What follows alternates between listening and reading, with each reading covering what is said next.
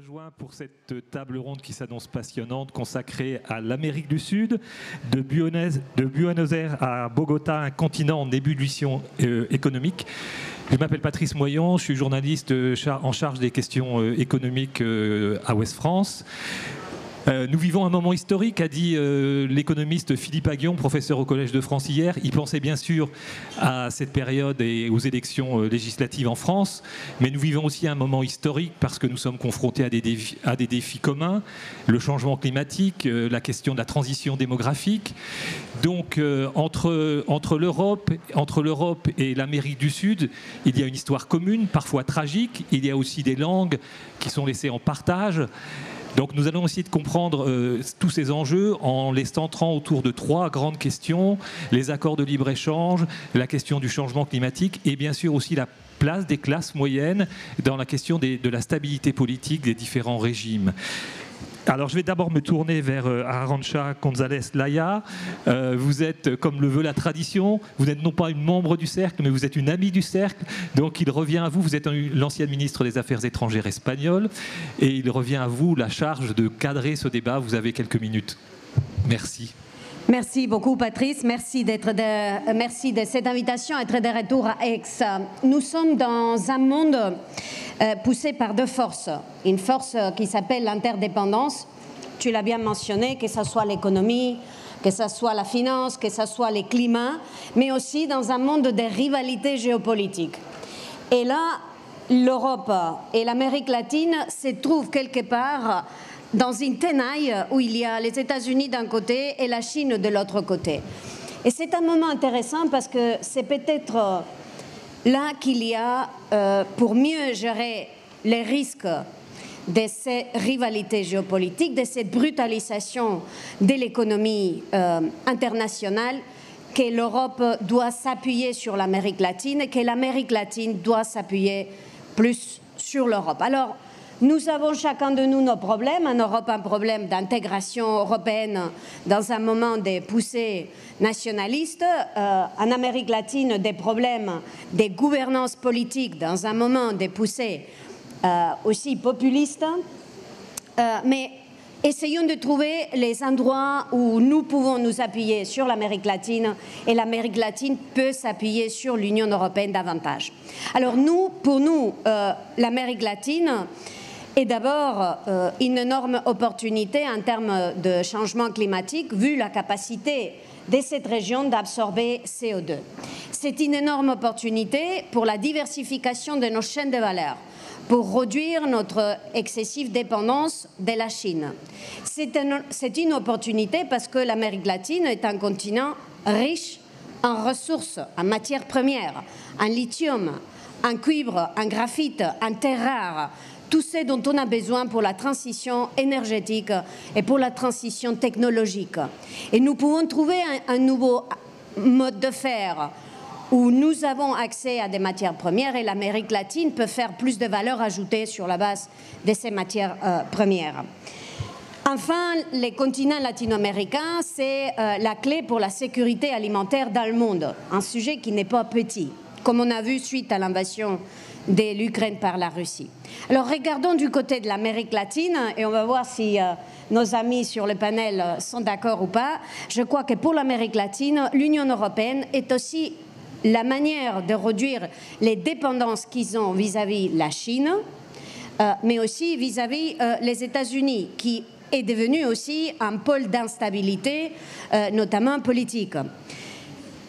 C'est aussi à travers les commerces, à travers les investissements et à travers les financements, la manière d'améliorer la productivité, d'améliorer la capacité des classes moyennes en Amérique latine de bénéficier de la mondialisation, de créer du capital humain et de réduire les secteurs informels. Enfin, je crois que ensemble, les deux, nous pouvons aussi travailler pour un multilatéralisme, un ordre international, un système international qui soit un peu reformé, mais qui soit aussi capable de nous donner un peu plus de stabilité à l'international. Donc voilà un peu, Patrice, pour un peu amuse-bouche de ce qu'on attend de ces panels.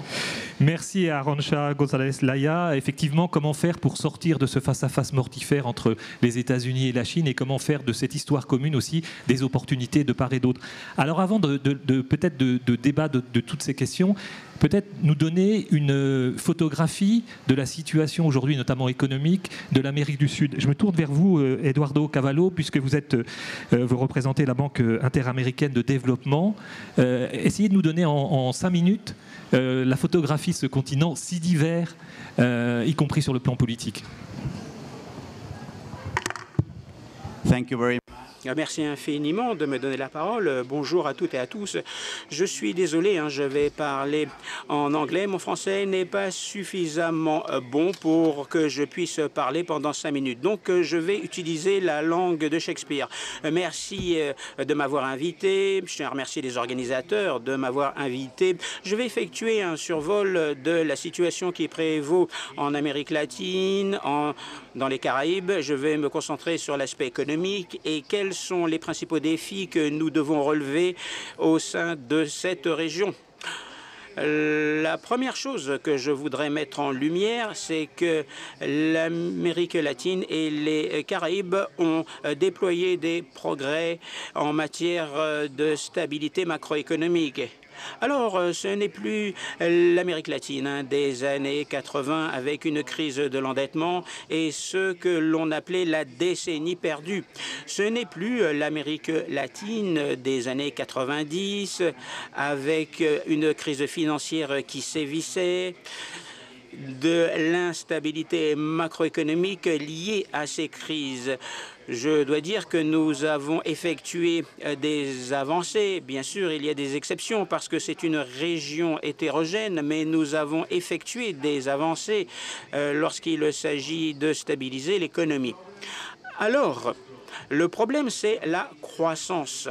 C'est un enjeu, la croissance. Cette région ne connaît pas la croissance. Et notamment si vous considérez une pauvreté accrue, et il y a aussi des inégalités salariales qui alimentent le mécontentement au sein de la population. Par conséquent, je vais vous donner des éléments tangibles.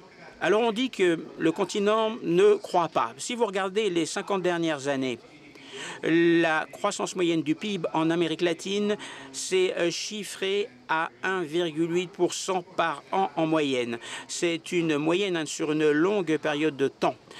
C'est la moitié du taux de croissance de l'Asie émergente et c'est encore moins que le taux de croissance des économies avancées. Cela signifie que l'Amérique latine n'a pas pu rattraper son retard par rapport aux économies avancées dans ce laps de temps et l'Amérique latine a été à la remorque des performances économiques de certains pays. Alors, quelles en sont les raisons? Pourquoi le taux de croissance est si faible? Pourquoi est-il si lent dans notre région? Alors, le premier élément, c'est ce que nous appelons la croissance de la productivité, nous les économistes. Alors, ça paraît être un mot obscur, mais la croissance de la productivité vise à allouer les ressources économiques. La région caribéenne et latino-américaine n'a pas pu allouer des ressources de façon efficace. Si vous voyagez en Amérique latine, vous verrez une pléthore de petites entreprises dont la plupart sont des entreprises avec des entreprises autonomes et dont les activités de productivité sont très faibles, très basses. C'est une constante en Amérique latine. Nous ne voyons pas de grandes sociétés qui sont sur une phase de croissance. Il y a des restrictions, des limites quant à la capacité des entreprises à connaître la croissance au fil du temps. Donc, il faut allouer des ressources parce que le capital et la main-d'œuvre sont employés dans ces sociétés de productivité faible. Il faut prendre en considération le taux de fiscalisation aussi, notamment pour les grandes entreprises. On voit qu'il y a des impôts très élevés sur la main-d'œuvre. Il y a aussi des frictions sur le marché du crédit qui déstabilisent l'allocation efficace du capital. Deuxième problème lié à la mauvaise allocation des ressources porte sur l'économie informelle. Environ 60% de la main-d'œuvre en Amérique latine travaille dans le secteur informel et je dois dire que c'est un problème. Et ce n'est pas simplement un problème pour les travailleurs indigents. C'est un problème transversal qui concerne la distribution des salaires. 80% des travailleurs qui travaillent dans le secteur informel connaissent des problèmes. Et je dirais que beaucoup de personnes travaillent dans le secteur informel en Amérique latine. Lorsque vous regardez les chiffres du travail, du marché du travail, on voit la résurgence du secteur informel qui est le moteur de la nouvelle croissance des emplois en Amérique latine. Donc, je dirais qu'il y a plusieurs facteurs qui sont à l'œuvre, qui expliquent tout cela. Alors, vous avez des taxes sur la masse salariale, représentent 5%.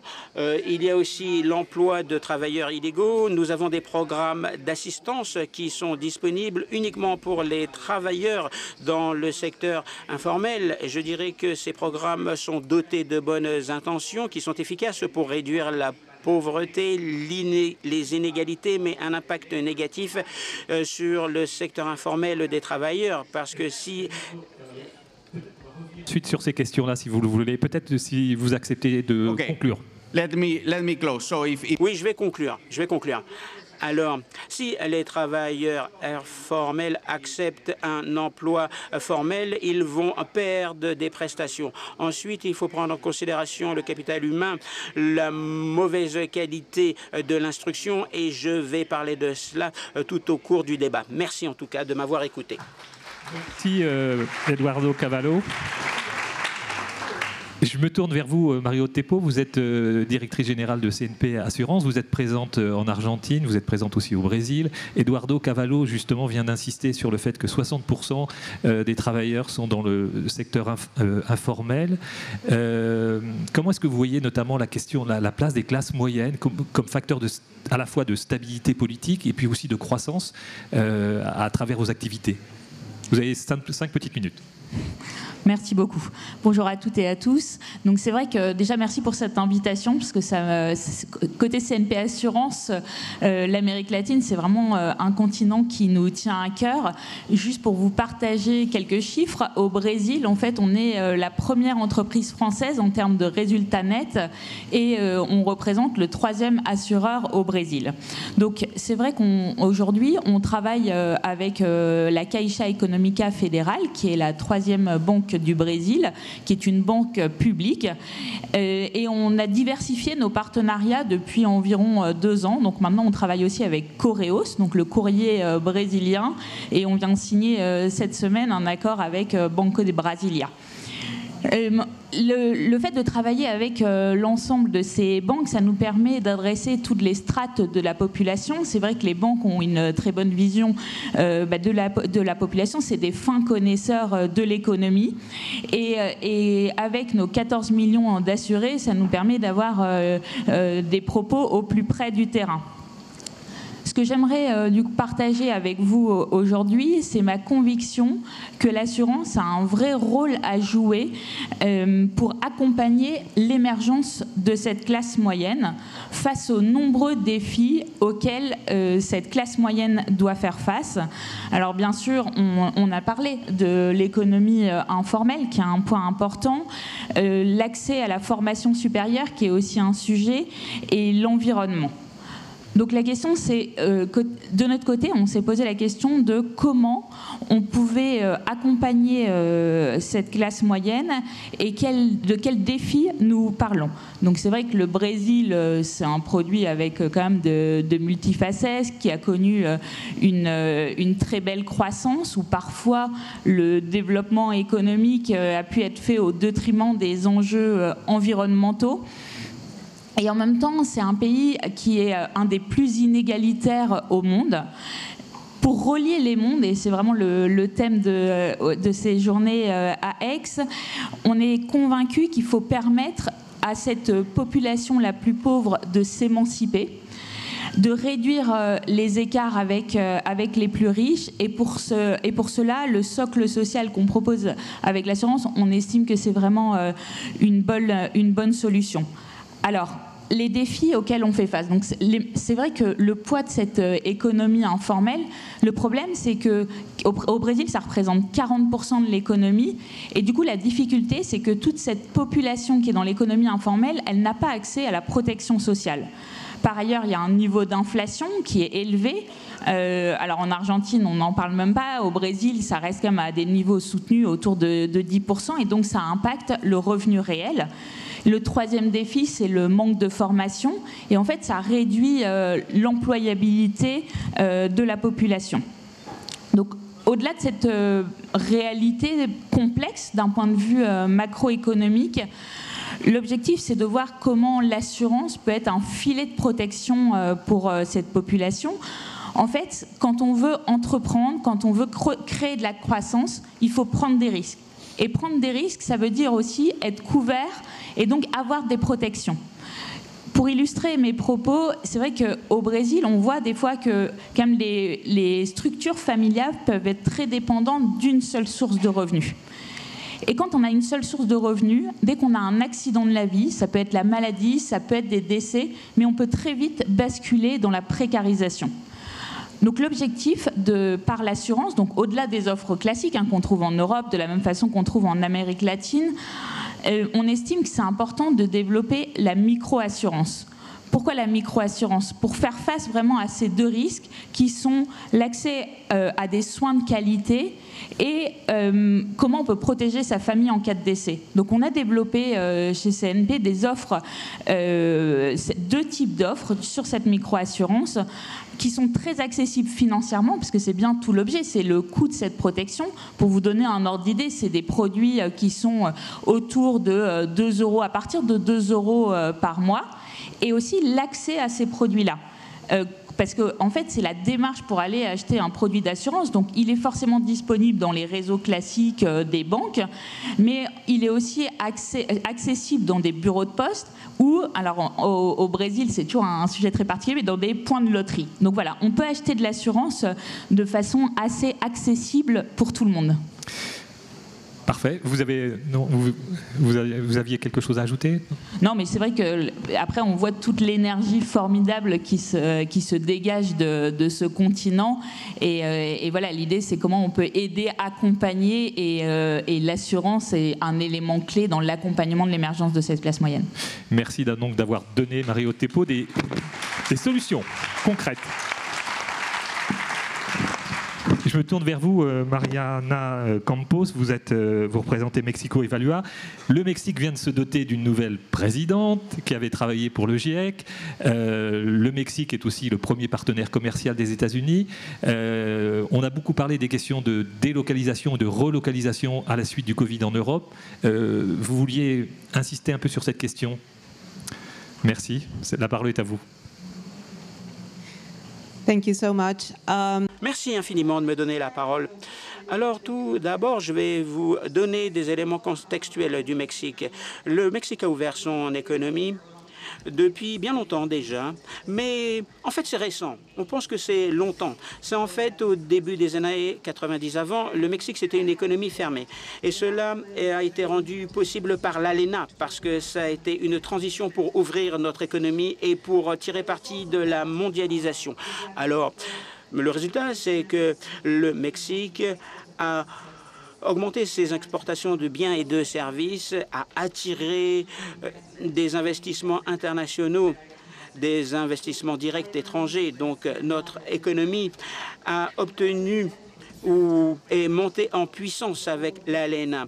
Mais bien sûr, toutes les régions et les provinces ne sont pas égales au Mexique et c'est absolument essentiel.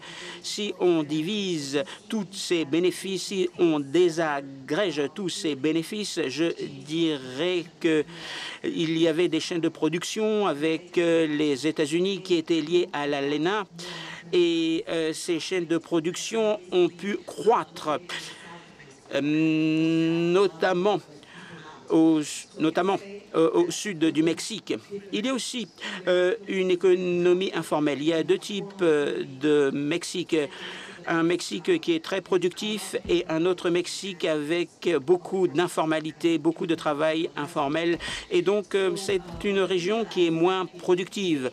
Donc, en réalité, si vous prenez en considération la croissance de 1984 à 2014, on a vu que ces États ont cru de 60%. Et ces États qui n'étaient pas liés à l'ALENA ont connu un taux de croissance de 2%. Donc, c'était de la stagnation, même si la population continuait à croître.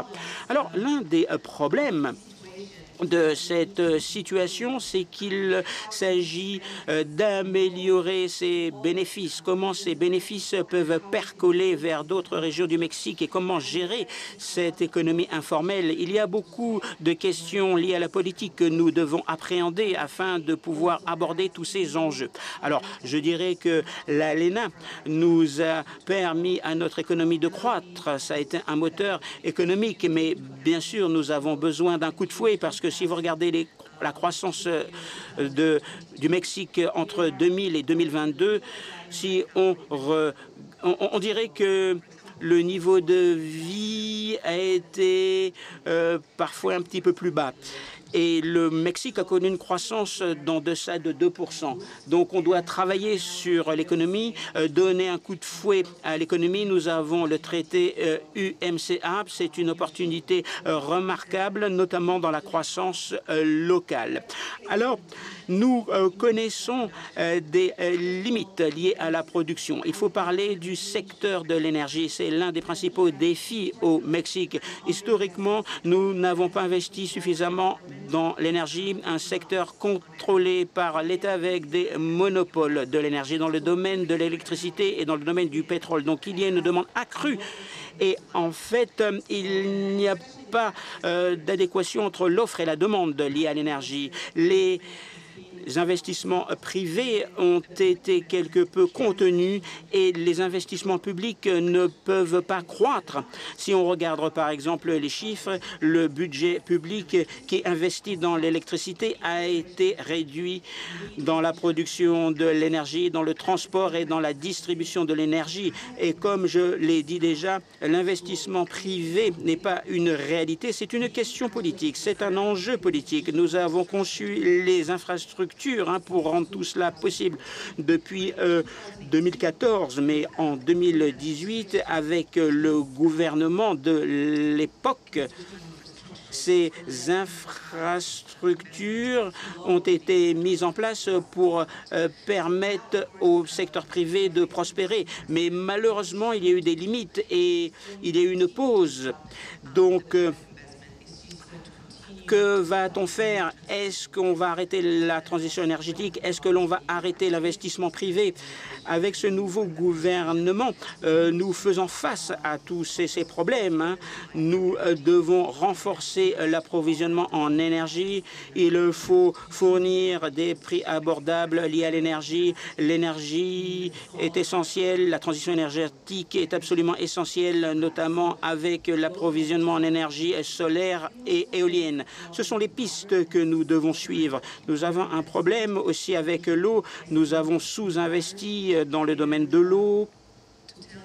Et je vais vous faire part d'un chiffre effrayant. 70% de notre territoire a connu des sécheresses très graves. Nous avons aussi un problème lié au capital humain. 54% de la demande pour l'emploi, cette demande n'est pas satisfaite parce qu'on n'arrive pas à trouver les personnes compétentes, des personnes qualifiées. Il nous faut des politiques en matière d'éducation afin qu'il y ait une adéquation entre l'offre et la demande en matière d'emploi. Donc le capital humain pose des défis ainsi que l'eau, ainsi que l'énergie. Et voilà, je vais terminer sur cette note, mais ce que je voudrais vous dire, c'est que nous connaissons des problèmes structurels. L'un de mes amis, l'un de mes collègues m'a dit que nous souffrons d'un problème depuis 200 ans. C'est la politique fiscale, la politique budgétaire. L'Amérique latine collecte 23% du PIB et pour le gouvernement mexicain, c'est 16%. Donc nous avons 7 points de PIB de retard. En fait, nous n'avons pu collecter des revenus grâce aux taxes, mais cela a été compensé par les revenus du pétrole. Mais ces revenus ont baissé. En 2024, aucun revenu du pétrole n'est venu alimenter le budget. Et le gouvernement ne veut pas mettre en place une réforme fiscale ou budgétaire. Donc, en réalité, on voit qu'il y a une faible capacité financière afin de financer les services publics. Et pourquoi l'énergie doit être un service public? Cela ne doit pas être nécessairement le cas. Je pense que les investissements privés doivent être abordés. C'est un sujet brûlant. C'est un sujet brûlant au Mexico. Voilà, j'en ai terminé. Et merci d'avoir notamment apporté un éclairage sur ces enjeux capital humain, capital environnemental. Et effectivement, moi, je retiens ce chiffre assez effrayant, 70% du territoire mexicain qui a été confronté à des sécheresses graves. Comment ne pas parler de l'Amérique du Sud sans évoquer le Brésil, 215 millions d'habitants. Je me tourne vers vous, Georges Viana, vous représentez Apex Brésil. Dressez-nous peut-être un portrait de ce Brésil qui, là aussi, a encore beaucoup changé. On est passé de Jair Bolsonaro au retour de Lula. Comment se porte le Brésil? Merci infiniment. Son micro n'est pas allumé. Je suis désolée, son micro n'est pas allumé. Je ne l'entends pas en cabine.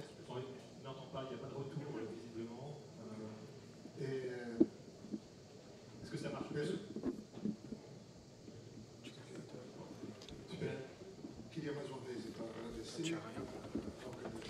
Je suis désolée, mais je n'ai pas son retour en cabine. Son micro ne marche pas en cabine. Donc, il faut peut-être changer de micro.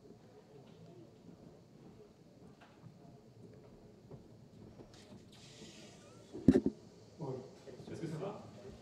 Oui, tout bien. Non, je ne l'entends pas en cabine. Ah, vous n'entendez pas assez en cabine que ça se passe? Voilà. C'est bon. OK, ça marche. On y va. Bon. Je suis le président de l'Apex Brésil. C'est l'agence brésilienne qui fait la promotion d'entreprises et de produits du Brésil en France. C'est un peu l'équivalent de Business France. Et ma contribution ici sera parler un peu du Brésil, mais tout d'abord parler du monde. Je pense que les problèmes du monde sont plus complexes. Ce sont des problèmes qui concernent toute la planète sans que nous puissions trouver des solutions pour les problèmes les plus basiques. L'inégalité, la faim, le manque d'eau. Quand j'étais sénateur et que j'ai participé à un forum sur l'eau ici à Marseille, on voyait déjà 1 milliard de personnes qui n'avaient pas accès à l'eau de qualité dans le monde. La faim qui est très importante dans le monde, tous les conflits qui se répètent. Et à tout cela, nous avons ajouté le vieillissement de la population. C'est la crise démographique. Je pense que c'est l'une des crises les plus graves parce que ça va changer la vie des familles, des personnes, des budgets publics également. Et la crise énergétique qui vient s'ajouter. Et la crise climatique, bien entendu, car c'est la menace à la vie. Je suis ingénieur forestier, je vis en Amazonie, j'étais maire de ma ville, j'étais gouverneur de l'Acre, j'étais aussi sénateur. Et quand je travaillais avec Chico Mendes il y a 30 ans, nous parlions déjà des problèmes dans les zones tropicales de la planète et le modèle de production et de consommation qui n'était absolument pas durable. Mais même grâce à ce modèle qui a amélioré la vie des personnes en Europe, dans les États-Unis, etc.,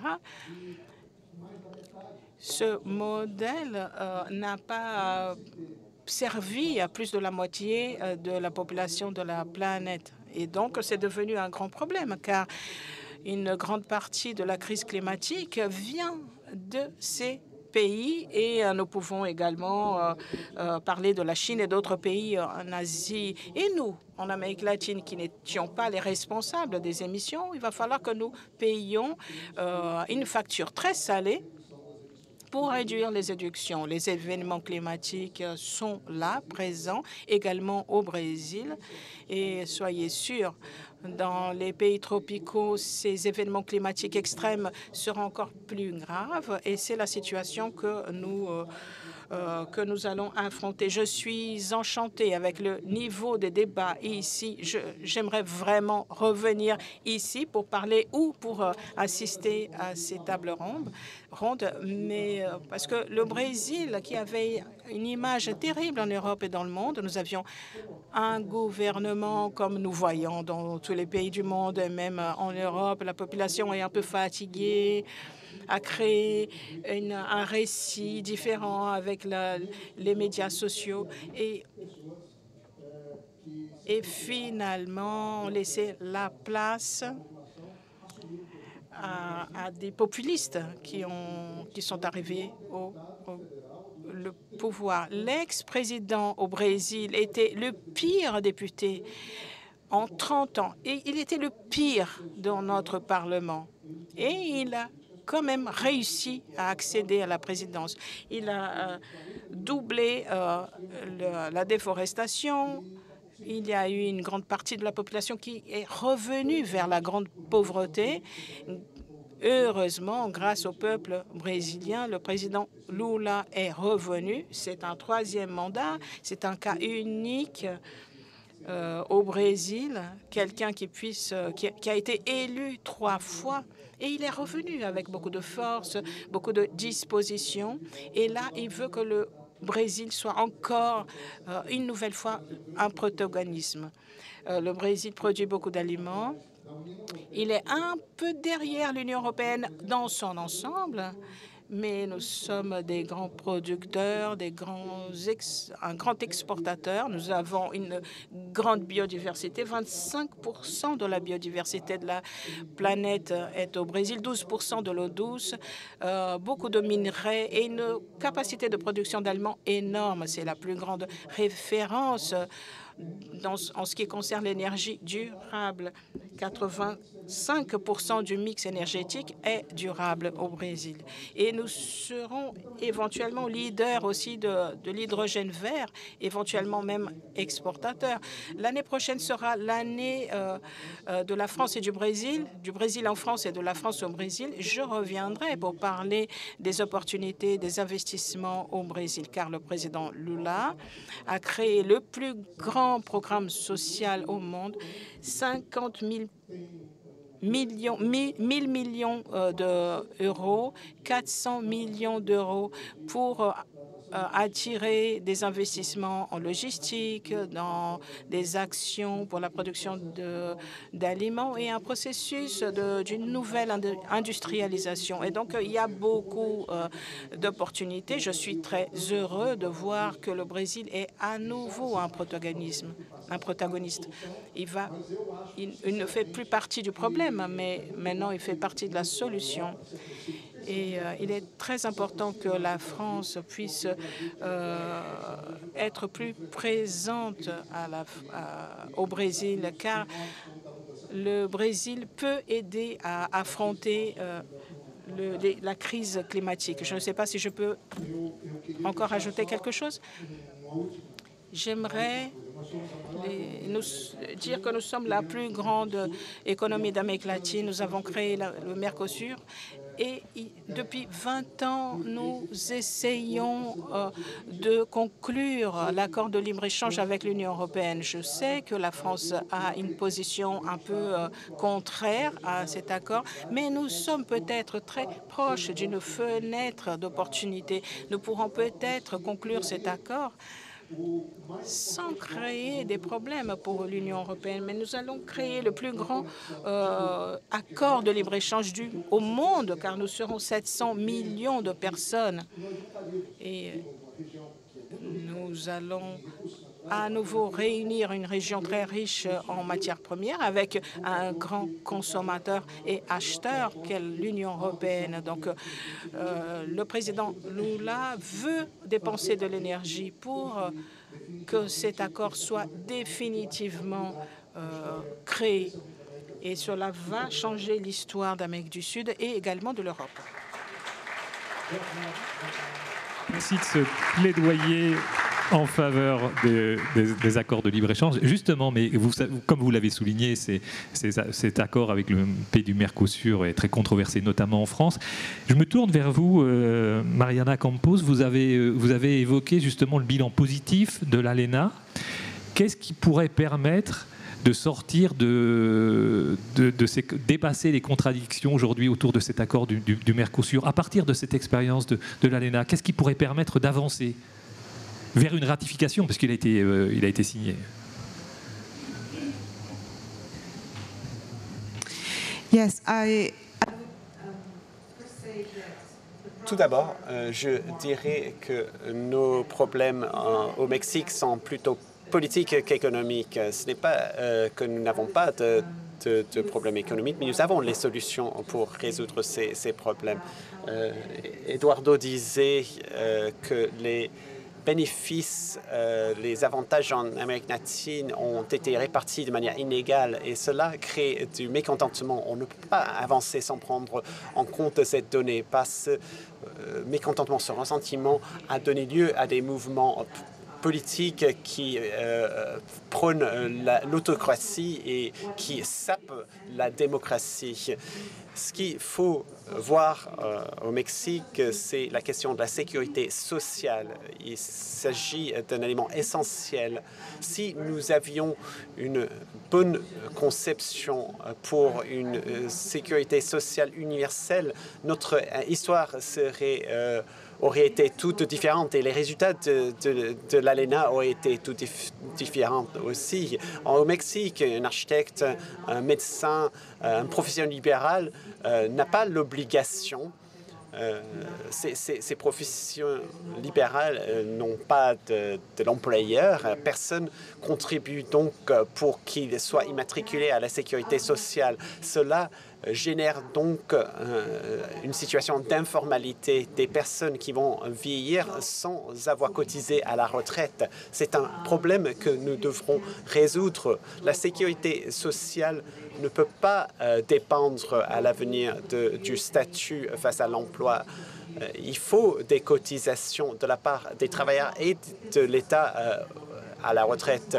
Le plus mauvais des modèles, c'est que personne ne voit ce problème et personne ne paye les cotisations parce qu'il y a des personnes qui arrivent à la retraite et le gouvernement verse les retraites à partir des dépenses courantes. Cela enlève de l'argent des budgets de la santé et de l'éducation. Il n'existe pas seulement des inégalités entre les différents niveaux de revenus, il y a des inégalités générationnelles. Nous finançons ces retraites sans procéder à une réforme fiscale et nous retirons de l'argent des projets en faveur de l'enfance et de la jeunesse. Ce n'est pas une bonne chose pour l'avenir de notre pays. Le Mexique doit prévoir de toute urgence une réforme fiscale et réduire les dépenses publiques non productives. Il y a des subventions pour les combustibles qui sont régressives. Il faut nous en débarrasser pour construire un système de sécurité sociale digne de ce nom. Il faudra une réforme fiscale très progressiste et il faudra prendre en compte tout ce qui sera possible grâce à l'investissement privé. Il faut mettre la priorité sur l'investissement privé via des partenariats publics-privés, mais il s'agit d'une question politique qu'il s'agit de surmonter chez nous. Je me tourne vers vous, Eduardo Cavallo, parce qu'effectivement, il y a beaucoup de, notamment par rapport au Brésil, qui est la grande ferme du monde, il y a des inquiétudes chez les agriculteurs français. Quel pourrait être le bénéfice partagé, justement, de cet accord de libre-échange? Comment est-ce que vous voyez la question?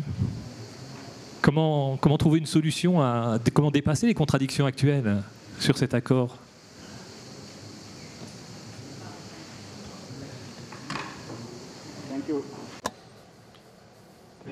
Merci beaucoup. Merci de m'avoir posé cette question. La zone Mercosur a représenté un outil tout à fait efficace pour intégrer les économies du sud de l'Amérique latine. Aujourd'hui, nous sommes confrontés à un défi. À l'origine, il s'est agi d'une union douanière. Cela veut dire que les pays ont des tarifs externes communs. Mais aujourd'hui, il y a tellement d'exonérations et d'exemptions à ce tarif externe commun. En réalité, la zone Mercosur représente un hybride entre une zone de libre-échange et une union douanière et on ne recueille pas tous les avantages de ces deux modèles possibles. L'un des problèmes consiste en le fait qu'en tant que bloc, il est difficile de négocier des accords de libre-échange en dehors de la zone Mercosur. Donc, à l'intérieur de la zone Mercosur, il y a un débat concernant la manière dont on pourrait naviguer cette situation et comment on pourrait s'adapter à la nouvelle réalité planétaire. Je voudrais parler de cette opportunité. Je voudrais saisir cette occasion pour parler des questions liées aux échanges commerciaux ainsi que les perspectives pour l'Amérique latine. Lors de mon intervention précédente, j'ai évoqué quelques problèmes sans parler des solutions. Nous avons des opportunités qui se présentent à nous. Mon collègue brésilien qui est présent, il a dit que l'Amérique latine connaît un point charnière de son histoire. Ce qui veut dire par là, c'est que l'Amérique latine est bien positionnée au sein de l'économie mondiale pour l'accompagner face aux questions les plus difficiles. On va parler du changement climatique, par exemple. L'Amérique latine a l'Amazonie qui absorbe 25% des émissions de dioxyde de carbone et qui accueille la plus grande ressource en biodiversité. L'Amérique latine peut jouer un rôle dans la lutte planétaire contre le changement climatique. Prenons également l'exemple de la transition énergétique. L'Amérique latine possède les minéraux, le lithium, graphite et autres qui sont nécessaires pour cette transition mondiale dans le secteur énergétique. Il faut développer ces secteurs dans un contexte où la région va dans le sens du libre-échange et permet à ce que ce potentiel puisse se manifester. Merci. De l'Amazonie, justement, poumon vert de la planète. Comment est-ce qu'on fait pour que les politiques de long terme sur le climat tiennent et qu'elles ne soient pas remises en question à chaque élection ?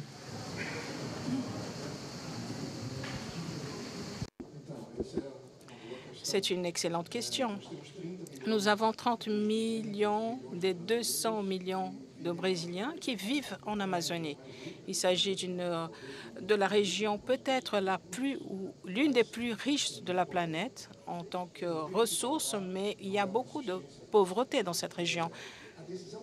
La décision politique prise lors du choix des présidents est une décision fondamentale pour que nous puissions affronter les risques. Le gouvernement précédent était négationniste. Pendant la pandémie, presque 1 million de Brésiliens sont morts pendant la crise du Covid. C'est un gouvernement qui a détruit les politiques publiques, il a méprisé les peuples autochtones et il a augmenté la destruction de l'Amazonie. Et cela a attiré l'attention du monde. Après ce gouvernement, eh bien, Lula est revenu avec un programme d'inclusion sociale, une politique de réduction jusqu'à zéro la déforestation illégale en Amazonie et incorporer cette région à l'économie du pays. Nous avons une inflation qui est plus basse que celle de l'Europe. Nous allons croître environ 3%. Et nous avons des richesses, les minerais, lithium, etc. Mais pour la transition énergétique, nous avons les biocombustibles. Et ceci peut être très intéressant pour l'Europe et pour le reste du monde.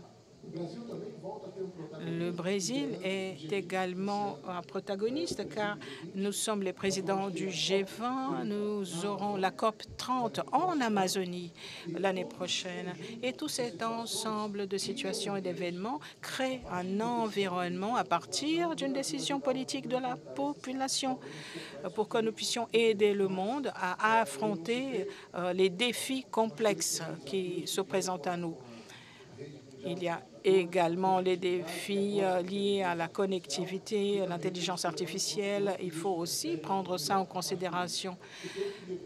Et j'aimerais que ce soit clair. Le gouvernement du président Lula voulait, le premier et le deuxième, il voulait créer une grande classe moyenne au Brésil. Le gouvernement suivant a créé de l'extrême pauvreté. Il faut créer une classe moyenne.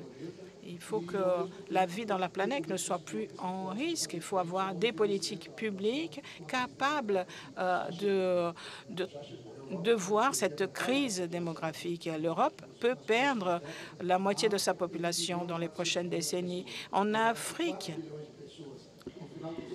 la croissance démographique est énorme et donc 9 à 10 millions de personnes du planète seront frappées en Afrique et seront des musulmans. Et il faut créer de la tolérance car voilà, je suis arrivée et je me suis dit il y a tellement de diversité ici. J'étais enchantée. Il y avait quelqu'un à l'accueil de cet événement, une femme noire, une femme musulmane, une femme européenne, et le monde entier doit prendre ça en modèle. Et la France est l'idée de la diversité. Et peut-être la crise démographique ne va pas créer de la perte ici en France. Avant de vous donner la parole très rapidement, Mario Teppo, justement sur cette question des classes moyennes, de la préservation, de l'émergence des classes moyennes, est-ce que vous pensez qu'au Brésil, c'est plutôt bien parti aujourd'hui ? Oui, je pense que tout ce qu'on a pu voir ces dernières années nous montre qu'il y a quand même une vraie émergence de la classe moyenne. Après, comme on le disait, il faut être très vigilant sur l'accroissement des inégalités, parce que c'est quand même un des pays les plus inégalitaires au monde. Donc ça doit être un point de vigilance pour tous. Après, peut-être pour rebondir juste sur les sujets environnementaux, c'est vrai qu'on a parlé des sécheresses au Mexique, il y a eu aussi les inondations dramatiques. Du coup à Rio Grande do Sul cette année, et je pense que c'est important d'être tous responsables, d'agir contre la déforestation, et là tous les acteurs économiques ont un rôle à jouer, et voilà, je pense que nous, aux côtés de l'Institut de conservation et de développement durable de l'Amazonie, on a des actions pour éviter que les communautés locales partent, parce qu'on sait aussi que c'est un accélérateur de la déforestation, donc le rôle aussi de chacun des acteurs économiques sur ces enjeux d'environnement est clé de mon point de vue. Merci Mario Tepo de montrer que les assureurs sont engagés dans ce combat. Je me tourne vers vous. Il nous reste 5 petites minutes pour les questions dans la salle. Oui, il y a un micro qui va circuler. Alors, questions courtes, réponses courtes, pour essayer de préserver un petit espace de débat. Bonjour. My name is Fernando Morales. Bonjour, je m'appelle Fernando Morales de la Cruz, je suis journaliste, je suis né au Guatemala et j'enquête sur le travail des enfants dans les chaînes d'approvisionnement depuis 10 ans. J'ai une question importante que j'aimerais poser, peut-être Georges pourrait en parler, c'est le fait que toutes les tasses de café que nous buvons contribuent au travail des enfants et à la misère en Amérique latine. Le Brésil ne peut pas exporter le café en Allemagne parce qu'il y a des taxes, des tarifs qui sont imposés, et le système commercial que l'Europe a mis en place, qu'on dit équitable, est très inéquitable pour l'Amérique latine. Il y a beaucoup de travail des enfants qui rentrent dans ces produits-là, le café. Mais j'aimerais que Georges puisse parler concernant ce sujet. O problema é o tamanho da América. Effectivement, il s'agit de la taille en Amérique latine. Au Brésil, il n'y a plus de travail d'enfants. Évidemment, avec le retour de la pauvreté extrême, nous avons vu à nouveau du travail en enfants. De chaque 4 tasses de café qu'on boit dans le monde, une tasse vient du Brésil. Il s'agit de 250 000 milliards de dollars et 200 000 milliards de chaînes productives viennent des pays qui ne plantent pas du café, qui ne cultivent pas le café. Et la situation avec le cacao est encore pire. L'un des plus grands pays producteurs en cacao, Côte d'Ivoire et Ghana, eh bien, tout le monde mange du chocolat, tout le monde, et ils gagnent très peu. Dans une échelle de 0 à 100 dollars, eux qui produisent le cacao du monde, ils gagnent $1. Et tout le reste, ceux qui gagnent de l'argent, c'est ceux qui transforment le cacao ici en Amérique du Nord, en Asie. C'est des questions que nous devons prendre en considération pour que le monde puisse recevoir les produits d'Amérique latine. Avec l'ESG, la gouvernance, préoccupations gouvernementales, de gouvernance et environnementale. Et c'est ce que nous essayons de faire au Brésil. Merci beaucoup. Une autre question? Il nous reste 2 petites minutes.